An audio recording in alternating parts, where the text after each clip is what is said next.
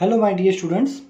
So let's start with our next numerical, which is exercise numerical number 23. Pay attention, I am reading the question. An electric technician requires a capacitance of 2 microfarad in a circuit across a potential difference of 1 kilovolt. मतलब technician को एक circuit बनानी है इसके अंदर और उसके पास battery का कनेक्शन है 1 किलोवोल्ट का। अब सर्किट बनाने के लिए उसके पास क्या है, a large number of 1 microfarad capacitor. उसके पास 1 माइक्रोफैराडे की वैल्यू वाले बहुत सारे कैपेसिटर्स हैं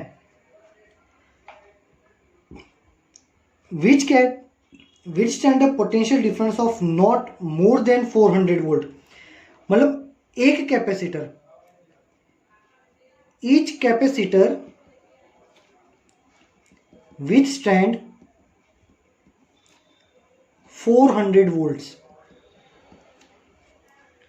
suggest a possible arrangement that requires the minimum number of capacitors। ठीक है, चलो तो कैसे अरेंजमेंट करेंगे ये बॉक्स के अंदर, तो ये उसका जो टारगेट है वो सक्सेसफुल हो जाए। अब 1 किलोवाट मतलब क्या होता है, 1000 वोल्ट्स। अब मान लेते हैं कि उसको करना है कि भाई समथिंग नंबर्स के इलेक्ट्रॉन्स वो ऐसे सीरीज में और ऐसी बहुत सारी लाइंस लगाएंगे।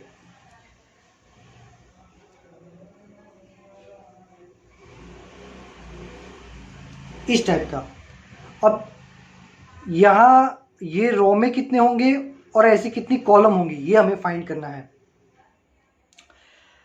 अब सपोज कि भाई ये कनेक्शन यहाँ पे जितने भी होंगे ये सब के सब पैरेलल में, ये एक टेढ़ी लाइन, ये मतलब ये रो, दूसरी रो, थर्ड रो, फोर्थ रो, सारी रो एक दूसरे के पैरेलल में है और हमें पता है कि पैरेलल में वोल्टेज सेम रहते हैं। मतलब ये पूरी लाइन का वोल्टेज होगा इसके जितना 1000 वोल्ट, ये भी होगा 1000 वोल्ट और ऐसी जितनी होगी बीच में उन सबका 1000 वोल्ट और ये लास्ट वाली का भी होगा 1000 वोल्ट। रेडी, चलो अब 1000 वोल्ट ये पहली लाइन को मिला, 1000 वोल्ट दूसरी लाइन को मिला, वैसे 1000 वोल्ट आखिरी लाइन को भी मिलेगा। वो 1000 वोल्ट सब में डिवाइड होगा तो 1000। अब एक की कैपेसिटी कितनी है, 400 वोल्ट। मतलब ये ले सकता है 400 वोल्ट, बचे कितने, 600 और 400 ले लिए। ठीक है, 400 400 800 400 1200, मतलब 1000 वोल्ट है हमारे पास। उसके इक्वल पार्ट करो तो 400 400 800 और 200 बच गए तो एग्जैक्ट वैल्यू कितनी आएगी कैपेसिटर की, 2.5। पर 2.5 कैपेसिटर तो हम यूज नहीं कर सकते, इसलिए हम क्या करेंगे, 3 कैपेसिटर यूज करेंगे। सो एक हमें पता चल गया कि in one row we can use 3 capacitors. ठीक है, अब ये जो 3 कैपेसिटर है हर एक का कैपेसिटेंस 1 माइक्रोफैराड है। वैसे 3 हमने सीरीज में लगाए हैं तो सीरीज के लिए क्या फॉर्मूला बनेगा, तो सीरीज के लिए होता है 1/c dash is equal to 1/c1 plus 1/c2 plus 1/c3। So 1/c dash is equal to पहले का हर एक का कैपेसिटेंस है 1 माइक्रोफैराड है, सो 1 माइक्रोफैराड है प्लस 1 माइक्रोफैराड है प्लस 1 माइक्रोफैराड है। तो 1/c डैश क्या हो गया, 3/1 माइक्रोफैराड है। So c dash is equal to 1/3 microfarad. ये मतलब इन तीनों का इक्विवेलेंट कितना हुआ ये। रेडी, चलो वैसे हमें कितना इक्विवेलेंट बनाना है, तो क्वेश्चन में हमें दिया है an electric technician requires a capacitance of 2 microfarad है। रिक्वायरमेंट हमें टोटल बनाना है 2 माइक्रोफेरेड है, तो ये 1/3 माइक्रोफेरेड तो हो गया। तो ऐसे कितने लगाएंगे, तो देखो ये 1/3, अब यहां पे सेम ऐसा लगाओ तो उसका भी होगा 1/3, एक और लगाओ 1/3, ये सारी लाइंस 1/3 1/3 1/3 पैरेलल में है। ये हो गया 1/3, यहां पर भी 1/3, यहां पर भी 1/3, यहां पर भी 1/3, ये सारे 1/3 पैरेलल में है। और पैरेलल में इक्विवेलेंट कितना होता है, तो पैरेलल में इक्विवेलेंट में एडिशन होता है, ठीक है। तो ऐसे 1/3 1/3 1/3 ऐड करते करते हमें 2 लाना है यहां पे। तो वो कितने पॉसिबल हो सकते हैं, तो वो पॉसिबल होंगे 6।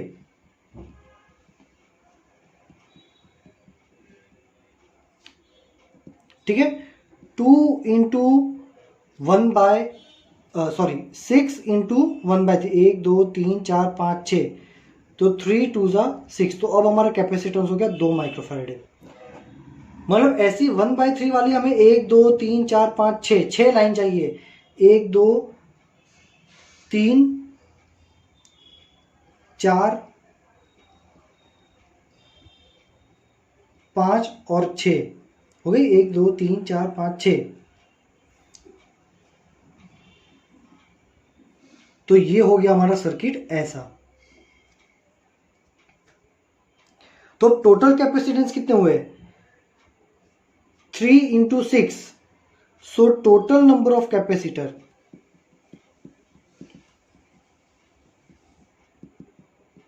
यूज्ड आर 3 इंटू 6 18, इतने कैपेसिटर्स यूज होंगे इसमें। चलो अब हम करेंगे 24। चलो अगर ये क्वेश्चन में कुछ डाउट रहता है तो मैसेज में लिख देना, मैं फिर से इसको करवाऊंगा, ठीक है। या फिर छोटा मोटा डाउट होगा तो मैसेज में ही सॉल्व हो जाएगा। ओके, और ये क्वेश्चन इस बार बोर्ड रिपीटर वालों के पेपर में पूछा था। मतलब जो लोग फेल हो जाते हैं 2 सब्जेक्ट में, तो उनकी जब जून या जुलाई में एग्जाम लेते ना फिर से बोर्ड की, वो पेपर में ये क्वेश्चन था। चलो 24, I am reading the question. What is the area of the plates, हमें एरिया फाइंड करना है, A is equal to question mark, area of the plates of 2 farad parallel plate capacitor. Capacitance दिया है तुमको 2 farad, given that the separation between them d is equal to 0.5 centimetre.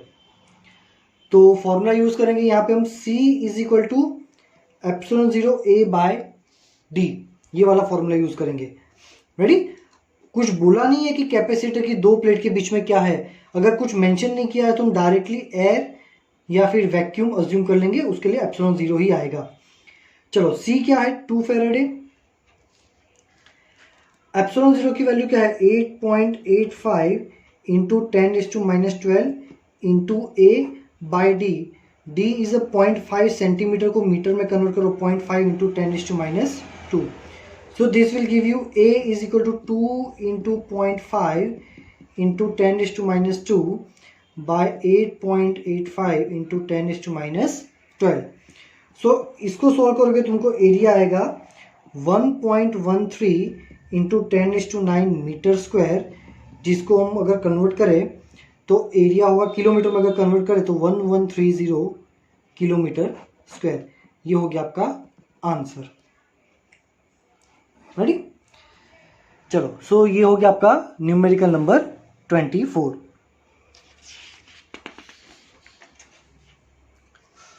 Now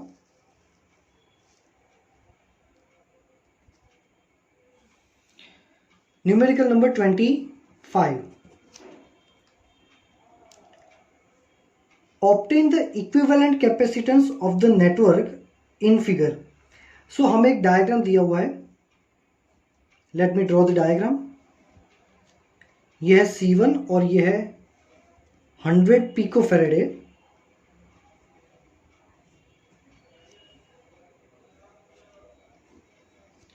ये है C2 और इसकी value है 200 पिकोफैरेडे।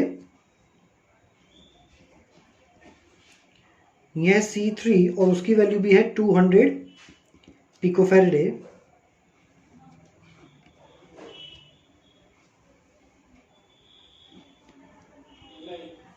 And ये है C4, उसकी वैल्यू भी है 100 picofarad. And all these three are connected with a battery. यहाँ पे बैटरी अज्यूम कर लो, बैटरी जो कि 300 वोल्ट्स की है। रेडी, फाइंड क्या करना है? एक तो हमें इक्विवेलेंट कैपेसिटेंस फाइंड करना है and the charge end voltage across each capacitor. Her capacitor में कितना चार्ज और कितना वोल्टेज जाएगा ये भी हमें फाइंड करना है। पहले इक्विवेलेंट फाइंड करते हैं। सो ये दोनों सीरीज में है तो क्या लिखेंगे? Here C2 and C3 are in series and suppose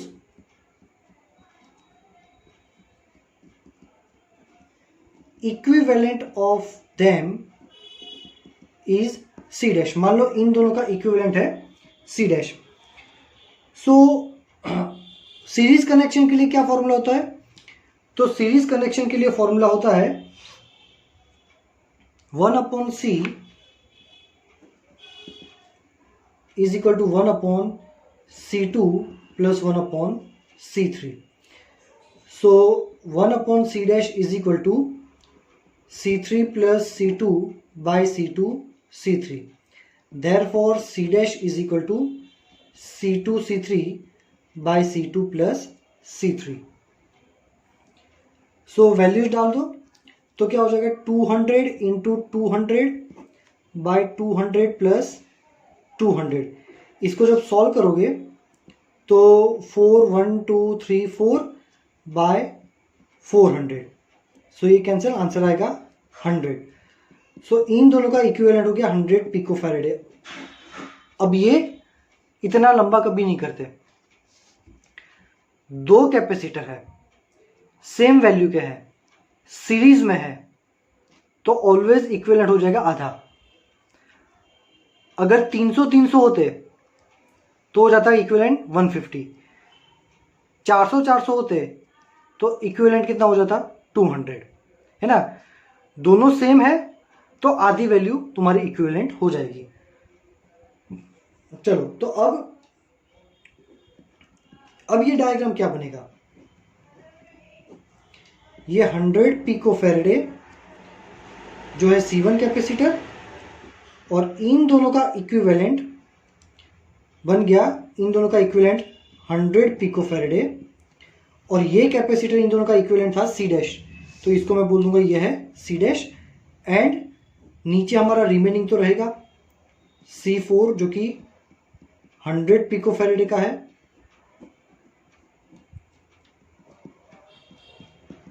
देखो, ये पहला डायग्राम था, उसके ऊपर से हमने ये दूसरा डायग्राम बनाया। अब क्या करेंगे?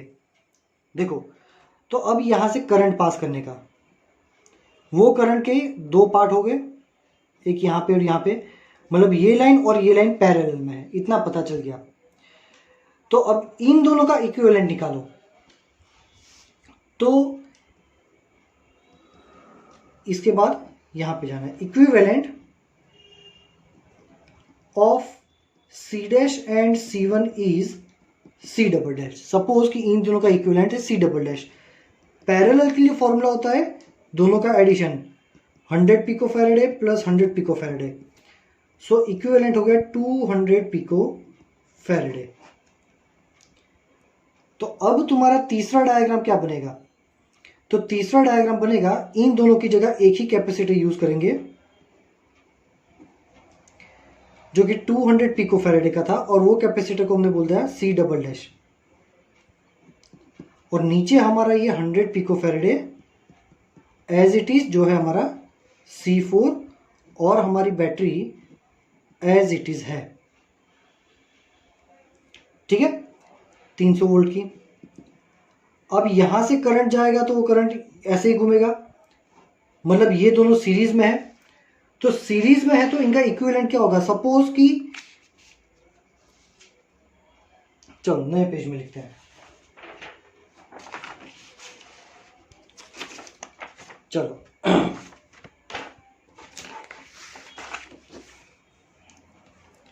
सपोज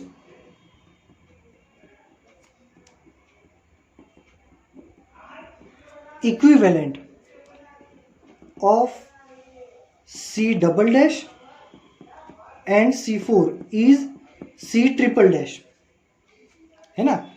तो अब इनका इक्विवेलेंट ये है तो क्या हो जाएगा, ये दोनों सीरीज में है और सीरीज कनेक्शन के लिए फॉर्मूला हमने देखा था कि 1/C triple dash is equal to 1/C double dash plus 1/C4। So 1/C triple dash is equal to 1/C double dash की वैल्यू थी 200 प्लस C4 की वैल्यू थी 1/100। तो इसको सॉल्व करते हैं, तो इसको सॉल्व करते हैं तो क्या होगा, 1/C triple dash is equal to 100 plus 200/2 1 2 3 4। So C triple dash equal to 1 2 3 4/300। तो ये कट हो गया, तो फाइनल हमारा बचा 200/3 पिको फैरेडे। मतलब अब एक ही कैपेसिटर बचा C ट्रिपल डैश और उसकी वैल्यू थी 200/3 पिको फैरेडे, और जिसको ये दोनों की जगह एक ही कैपेसिटर आएगा, ये दोनों की जगह एक ही कैपेसिटर आएगा, वो है ये रहा, और हमारी बैटरी तो as it is. So you can compare the diagram, है ना। इन दोनों की जगह एक ही कैपेसिटर यूज किया और ये हमारा 300 वोल्ट्स वैसा का वैसा। तो इक्विवेलेंट तो मिल गया, ये हमारे जो एक चीज हमें फाइंड करनी थी उसका आंसर तो ये रहा। अब दूसरा हमें क्या फाइंड करना है, हर कैपेसिटर का चार्ज और हर कैपेसिटर का वोल्टेज। तो पहले ये देखते हैं कि बैटरी में से टोटल कितने वोल्ट चार्ज निकलते हैं। So total charge drawn from battery, तो उसके लिए फॉर्मूला लगा Q is equal to CV। C है हमारा 300 और वोल्टेज है 200/3 पिको फैराडे, मतलब 10⁻⁻12। तो ये हो गया 100, तो चार्ज हो गया 2 1 2 3 4 into 10⁻12। So Q is equal to 2 into 10⁻8 coulomb. Battery में से टोटल चार्ज इतना निकला।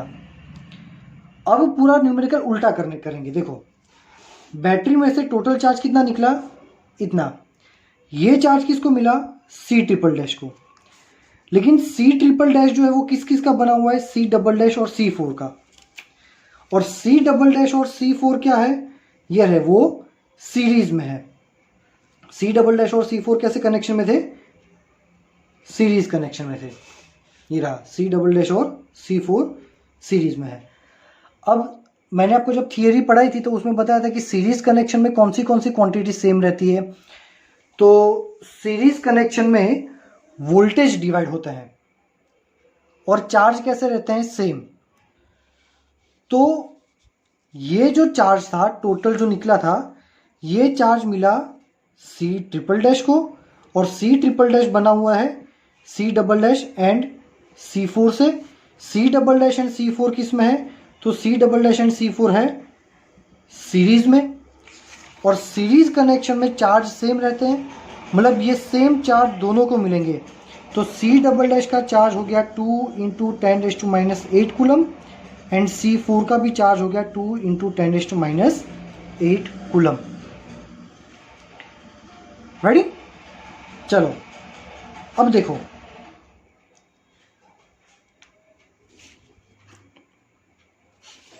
अब C डबल डैश ये तो अकेला ही है। C डबल डैश को क्या चार्ज मिला, यहाँ पे लिखते हैं 2 इंटू 10⁻8 कूलम, इतना चार्ज मिला C डबल डैश को। पर C डबल डैश जो है, ये C डबल डैश किसका बना, सो C डबल डैश जो है वो C डैश और C1 से बना हुआ है। किससे बना हुआ है, C1 और C1 एंड C डैश से। कहाँ है C1 और C डैश? ये रहे, यह है C1 और C डैश। तो C1 और C डैश पैरेलल में है, तो हमें पता कि पैरेलल में वोल्टेज सेम रहते हैं, पैरेलल में वोल्टेज सेम रहते हैं पर चार्ज अलग अलग होते हैं। तो थोड़ा चार्ज ये लेगा, थोड़ा चार्ज ये लेगा, पर दोनों सेम वैल्यू के हैं, तो दोनों इक्वली चार्ज ले लेंगे, है ना। ये दोनों को मर्ज किया था तो ये बना, मतलब सी डबल डैश जो है वो इन दोनों को मर्ज करने के बाद बना था। मतलब ये डैडी है और ये उसके चाइल्ड है, ठीक है। सी डबल डैश के दो चाइल्ड ये है। सी डबल डैश की प्रॉपर्टी कितनी है? इतनी। ये प्रॉपर्टी दो भाइयों को देनी है, पर दोनों भाई जो है सेम कैपेसिटेंस वाले हैं, तो दोनों आधी आधी प्रॉपर्टी ले लेंगे। तो इसका आधा मतलब 1 इंटू 10⁻⁻8 कूलम ये ले लेगा और 1 इंटू 10⁻⁻8 कूलम ये ले लेगा, ठीक है। अब सी डैश जो है, ये C1 तो अकेला ही था, सी डैश किसका बना हुआ था? तो सी डैश जो है वो C2 और C3 का बना हुआ था, और C2 और C3 कैसे थे? सीरीज में थे, रेडी। और सीरीज में क्या होता है? तो सीरीज में चार्ज अलग अलग होते हैं। सीरीज में क्या होते हैं? चार्ज अलग अलग होते हैं। तो ये सी डैश के पास टोटल ये प्रॉपर्टी है 1 इंटू 10⁻⁸, ठीक है। और पैरेलल जो होता है, सॉरी, पैरेलल में चार्ज सेम रहते हैं। पैरेलल में क्या होता है? चार्ज सेम रहते हैं। तो सी डैश के पास ये कितनी प्रॉपर्टी है? 1 इंटू 10⁻⁸, वो इसको भी मिलेगा और ये इसको भी मिलेगा, ठीक है।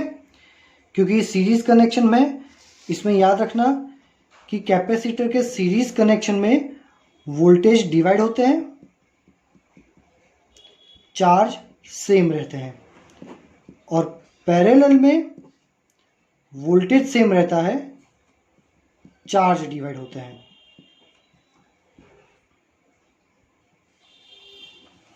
रेडी? तो ये सीरीज में है और इसीलिए सबके चार्ज सेम होंगे। ये सी डैश है, उसका चार्ज 1 इंटू 10⁻⁸ था, वो इसको भी मिला, वो इसको भी मिला। सो अब हमारे पास सारे के सारे चार्ज आ गए। C1 का चार्ज कितना था? तो भाई C1 का चार्ज ये था 1 इंटू 10⁻⁸ कूलम, और C4 का चार्ज क्या था? तो C4 का चार्ज हमने यहाँ पे फाइंड किया था 2 इंटू 10⁻8।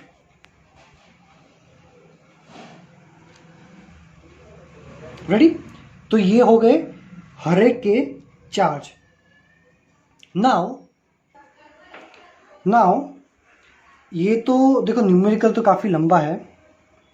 हमने तो क्या फाइंड किया कि भाई हर एक में कितना चार्ज जाता है वो फाइंड किया, बट अभी तो हमें वोल्टेजेस भी फाइंड करना है कि हर एक में वोल्टेज कितना कितना जाएगा। तो उसके लिए वापस लास्ट में आना पड़ेगा। रेडी? बैटरी के थे टोटल 300 वोल्ट।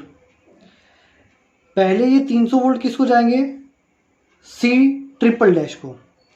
अब सी ट्रिपल डैश जो है वो किसका बना हुआ है? सी डबल डैश और C4 का बना हुआ है। किसका? सी डबल डैश और C4 का बना हुआ है। अब सी डबल डैश और C4 कैसे अरेंज किए हुए हैं? सो सी डबल डैश और C4 जो है वो सीरीज में कनेक्ट किए हुए हैं। ये सीरीज कनेक्शन है।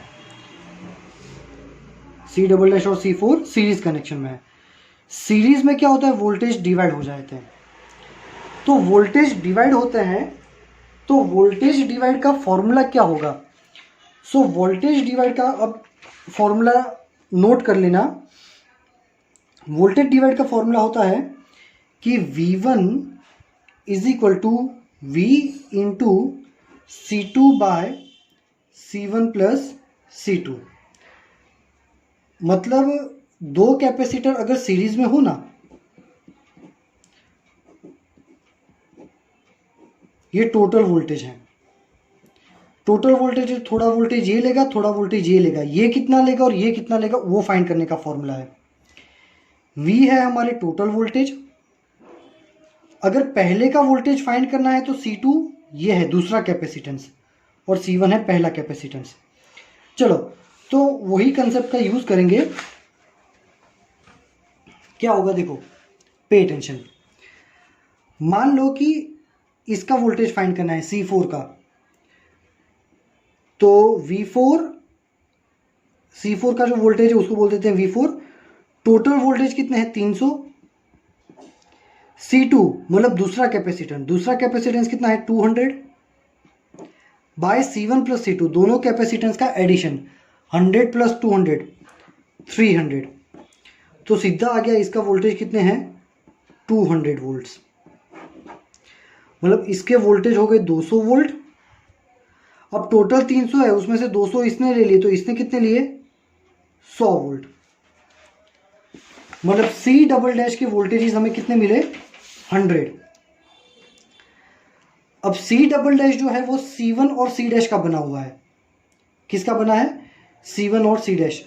C1 और C डैश कैसे हैं, तो C1 और C डैश पैरेलल में थे और पैरेलल में वोल्टेज सेम रहता है। तो हमारे ये जो वोल्टेज थे वो इसको भी मिलेगा और इसको भी मिलेगा। ठीक है, मतलब C1 का खत्म हो गया, जो जो क्वांटिटी खत्म हो रही है उसको डायरेक्ट लिख देते कि भाई C1 का वोल्टेज हमें मिल गया, कितना था 100 वोल्ट। C4 का वोल्टेज भी हमें चाहिए था, C4 का वोल्टेज कितना मिल गया हमें, यहां पे लिखा 200 वोल्ट। और ये C डैश का वोल्टेज मिला हमें 100 वोल्ट। अब C1 ने 100 वोल्ट दिया। C1 क्या है, C1 जो है वो C2 और C3 से बना हुआ है। ये C dash, sorry C dash क्या है C2 और C3 से बना हुआ है। C2 और C3 कैसे, सीरीज में वोल्टेज के डिवाइड हो जाते हैं, बट यहाँ पे दोनों सेम वैल्यू के हैं तो दोनों आधा आधा डिवाइड कर लेंगे। तो 100 का आधा हो जाएगा 50 वोल्ट ये लेगा, 50 वोल्ट ये लेगा। तो अब हमारा न्यूमेरिकल कंप्लीट हो गया। हर कैपेसिटर का चार्ज वोल्टेज, हर कैपेसिटर का charge voltage, charge voltage, charge और वोल्टेज, ये हमें मिल गया। देखो सिंपल सी बात है ना, कि क्या करना है कि अगर दोनों कैपेसिटर सेम वैल्यू के हैं ना तो आधे आधे डिवाइड होंगे, और अगर दोनों सेम वैल्यू के नहीं है तो हमें ऐसा करना पड़ेगा। रेडी, समझ में आ गया। चलो यहां तक अगर किसी को कुछ डाउट है, देखो ये न्यूमेरिकल बहुत लंबा है और कॉम्प्लिकेटेड भी है, इससे ज़्यादा शॉर्ट और सिंपल नहीं हो सकता, है ना। ये मैंने आपको जो मेथड सिखाई है लंबी है बट इजी टू अंडरस्टैंड है। धीरे धीरे प्रैक्टिस करो। वीडियो को 2 मिनट देखो, खुद ड्रॉ करो, 2 मिनट देखो, खुद ड्रॉ करो, 2 मिनट देखो, खुद ड्रॉ करो। ऐसे करोगे तो ही तुम्हारा न्यूमेरिकल होगा।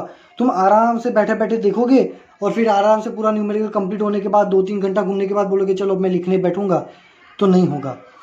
ये आपको स्टेप बाय स्टेप ही करना पड़ेगा, ठीक है। और ये कि इसमें अगर कुछ भी डाउट है तो मैसेज कर देना, मैं आपके क्वेश्चन का आंसर दे दूंगा, ठीक है। Thank you very much students.